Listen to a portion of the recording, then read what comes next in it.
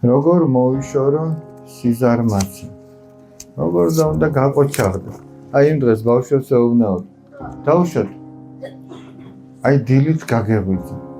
თვალი გაახილა. სანამ იმაზე ფიქრს დაიწყებ, რომ ავდგე თუ არ ავდგე, მაგაზე ფიქრს რო იწყებ, უკვე სიზარმაცე. რომ გაახელ და წამოხტები, სიზარმაცე გარბის. გარბის და ფიქრობს, ეს ვინა ყოფილაო, ვერაფერი ვერ მოუხერხე. მაგრამ შენ თუ იტყვი, რომ მოდი 5 წუთიც დავიფარებ საბანს.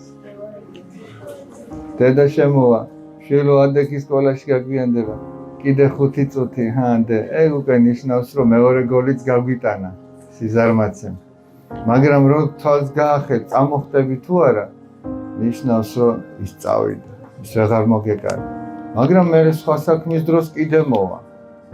იქაც თუ ეგრე მტკიცედ დავუხდი. ერთხელ, ორჯერ, 10ჯერ, მერე მიხვდება, რომ შენთან ბრძოლას აზრი არ აქვს და ადამიანი გაყოჩაღდება.